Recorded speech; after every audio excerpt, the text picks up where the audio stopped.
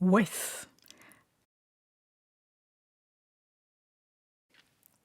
Over the last few years, my relationship with the environment has changed considerably, and in parallel, I have observed a change in my practice. When I refer to my practice, I'm referring to composing, performing, and conducting artistic research, mainly in the field of music theater and scenic music, in a most inclusive sense. My interest is to make and to compose music with space, or I could say space with music. Usually, my pieces involve multiple collaborations with other artists from a variety of disciplines. What I have recently noticed in my practice is that relationships and interactions continually make their way into the foreground. In essence, my practice is an activity. As an artist, I do something, often with others. For that reason, I prefer to use descriptive expressions such as interaction, interference, pollution, filter, collaboration, or cooperation in the context of my work. In general, words that connote an active exchange of materials, an embodied exchange. On the other hand, I have always conceived my practice as situational, meaning that my work and process are grounded in a certain situation and context. However, I find that the term situational still implies that there is a separation between myself and the situation. The word with is more precise. It describes a relationship that is equal, balanced, and reciprocal instead of hierarchical. Examining the word composing, we find the term with, Latin, com, right in the prefix. This is why I prefer to use the phrase I practice with a situation, or my work and research emerge with an environment. The origin of this change in my awareness is rooted in a number of artist residencies in unique environments and societies. I worked in Tehran, Iran, Reykjavik, Iceland, Brussels, Belgium, and Wellington, New Zealand. More recently, residencies allowed me to explore the fragile natural ecosystems of a Finnish national park on a tiny island, Örö, in the Baltic Sea, as well as the Canadian National Park in the Rocky Mountains at Banff and the remote village Poschiavo, high up in the Swiss Alps. Throughout the course of these situational interactions, I became more sensitive to urgent environmental issues. In my own home country of Austria, political transformations were also having an impact, such as a terror attack in downtown Vienna last year. And of course, the COVID-19 crisis has amplified this change in awareness. In every situation, I have observed and analyzed the way that my practice has manifested, as well as what kind of performances and collaborations have emerged. It is not only the professional environment which has an influence. It is the environment in its entirety which interacts with my practice and vice versa. Again, the word with describes this interaction most precisely. My practice and my process interact with the entire situation and community, the place, the people and culture, plus man-made technologies, the terrain, including plants, animals, the ground, earth, and rocks.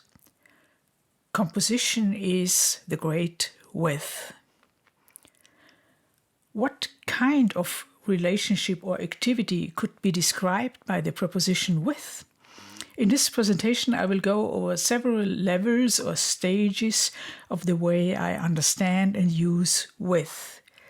These stages are not separate aspects, rather one stage flows into the other as they intersect with each other. Together, they interact and form a systemic structure, an ecosystem of music. Literally, ecology is the study of organisms in their home, Greek oikos, is the house or the place to live. Historically, the conception of an ecosystem as a system that couples not only the organism complex, but also the whole complex of physical factors forming what we call an environment, was brought up by botanists and refined over time.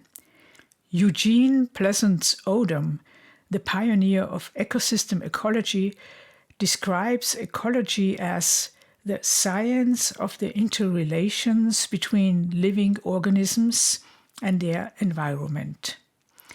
Presently, the term ecosystem includes many disciplines and provides models for a number of purposes, even in the fields of economy, philosophy, and humanities. I use an ecological concept of music in order to weave all these aspects of width together in a meaningful way. The width of the ear, perception and acoustics. I am a person who defines herself by the act and practice of listening. First and foremost, I use my ears to connect to my environment. Listening is the tool I use to actively investigate the world and communicate with it. There is an auditory field all around me, to the front and back, above and below, on all sides. I cannot close my ears. The sounds penetrate and enter me. They can become painful. The artists and researchers into listening, Salome Voegelin and Murray Schafer, propose that there is no distinction between a loud noise and the one who listens to it. In listening perception, width becomes a nexus. Listening goes under the skin. Listening perception borders on touch. It is possible to listen into things and materials. Tapping my fingers on the table, I listen into the material of my body parts, the surface material of the table, and the material inside the table, all coming together, producing the short noises that act on me. Acoustically, according to Albert S. Bregman's auditory scene analysis, every sound is perceived along with all of its echoes. These echoes are reflected by whatever materials are present in the environment. In this way, all materials, including living beings like ourselves, plus the carrier medium that transport the sound waves, contribute to the acoustic information about an environment. Bringing sounds and echoes together, spatial information is created. My ears recognize the sounds and echoes from living and non-living sources, as well as from their interaction. I listen into an ecosystem. On the other hand, listening can be investigated from the position of neuroscience. In this field, an active perception is used to describe how the process of perception recreates the world. The creative potential of an active perception is clear when discussing the act of listening. Listening is not passive, it is an inventive activity that reaches out into space. It is helpful to consider aspects of neuromateriality. Here, we find a conception of listening that includes aspects of culture, society, cognition, and behavior. I would say listening mirrors the compositional process. As listening becomes composing, I interact with the world in a direct and personal process, just as the world interacts with me. What I would like to say with all of this is that the width of the ear defines my primary communication with the world, a communication that I experience as direct and immediate. It is an activity that is artistic, fluid, and very personal. We compose soundtracks of our lives together with the environment. The width of listening is unique in that it enables me to perceive the world as polyphony. Every single sound or noise finds a place within the multi-voiced total experience. Every single sound contributes to the sonosphere. It is my choice as listener whether to direct my ears towards the entire polyphony or at any particular time towards singular occurrences. From a compositional way of thinking, this is what characterizes a listening to a polyphony.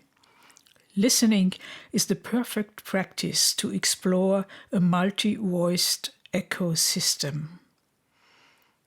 With the community, a philosophical approach. Here I would like to look more closely into the aspect of community and my relation with a community or audience as individual. Community is especially interesting in terms of music theater and performative arts. Both are fields which have the effect of generating a community in a public performance situation. The philosopher Jean-Luc Nancy reminds us that the place of community, in other words, the place of a specific existence, the existence of being in common, is always political. He speaks of an exposition that takes place in human communication, finite existence exposed to finite existence, co-appearing before and with it. The intimacy of an inside is confronted with an outside. Per Nancy, we can think of the audience forming a community that co-appears with the exposition of the performers on stage.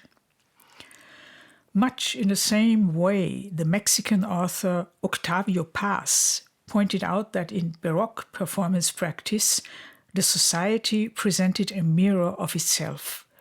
The audience and the performers were acutely aware of their participation in a community ritual as a kind of social theater performance. There was a notion of respect of everybody's role in the interaction. Together, the audience and the performing artists established a social choreography. In their ritual, the community empowered themselves and unified their social contract. The feminist author Rosi Braidotti mentions that all communities are imaginary constructions. While imagined, they are still densely material structures that weigh down on us and brand us. This is interesting in terms of our imagined community as listeners at this moment. Braidotti proposes that we can rethink community in a nomadic feminist way, as a collective figuration that is grounded in a commonly shared and argued politics of location, and guided by imagination as well as situated knowledge. The aspects of community and shared space which I have addressed are essential elements of the performance that I'm giving in real life right here at home in front of a microphone. In streaming my recorded talk, am I really sharing my finite existence with a community, following the concept of Nancy? As I speak right now, I have you, the audience, in mind. My feelings and my voice extend outwards towards our fictitious community. Is this a place of community or not? I would argue yes, it is. There is a sense of doing something together and a sense of being exposed that feels very real to me, at least in this moment. With the planet. Traveling extensively and living in remote places as well as in urban centers, I have found that humans have made their mark on ecosystems everywhere, to an extent that is quite shocking. It feels violent. My body is touched. I feel an urgency, a drive to act. The urgency fires my practice. I feel driven, but I don't exactly know how this process will unfold. It is an open-ended process. Interestingly, the philosopher and sociologist Bruno Latour describes similar experiences in a recent interview about art in the Anthropocene. Latour mentions that he observes a kind of urgency being expressed when he talks with scientists and artists. He says that in these conversations he notices a narrativity in what people explain, meaning that it seems to be important to include one's personal experience when talking about the Anthropocene. It could be that the picture is not complete with our personal stories. Thus, regarding the planet, the with turns into an intimate and personal urgency. Music is a forest, and I'm a tree of my own within this greater living entity. I stand apart but could not and would not want to thrive without others of my kind. This could be the Anthropocene throwing its shadow onto music theatre and composition. The ecological situation of the planet makes me realize how interconnected things are. There are interdependencies and interferences everywhere. At this stage, composition meets compassion.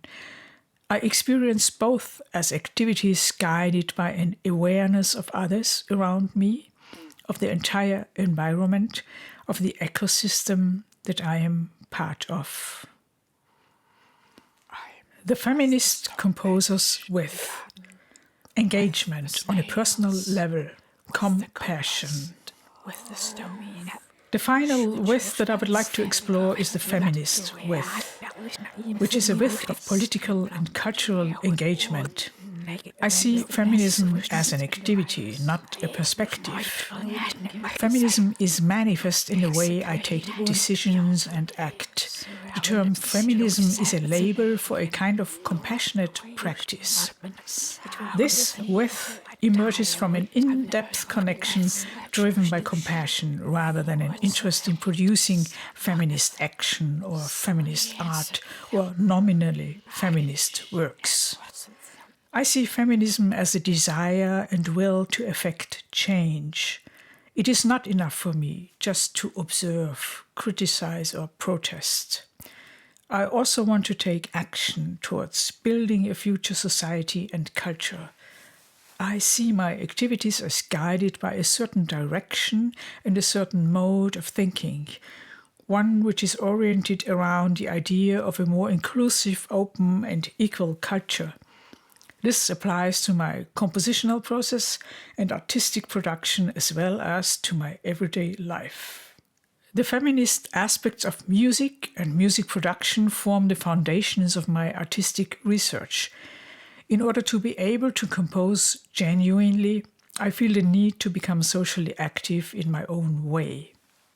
There is a need for women, that is, people identifying as female in the widest sense, to represent themselves artistically and politically. I resonate with the term feministing proposed by the curator and art historian Jill Park, as well as with her position that artistic experimentalism, theory, and activism belong together.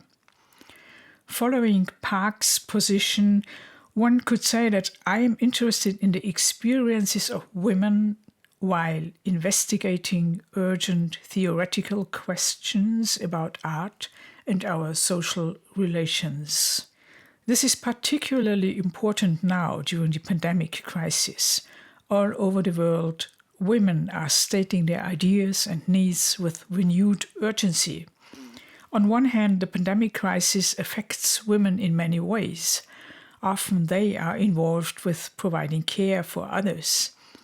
On the other hand, they continue to be engaged in environmental and social activism, with women bearing the majority of the burden of environmental changes. Summary.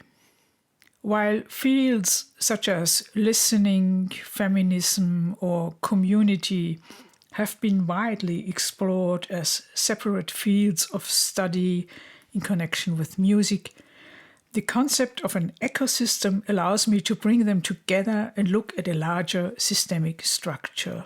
Thus, it is possible to understand how they interconnect and influence each other. It is interesting to observe both humans and any non-living elements, such as instruments, technologies, or venues, opera houses, together as a single ecosystem in music. The paradigmatic shift to ecosystem ecology brings a new awareness into my practice in life, in art, in culture, in music.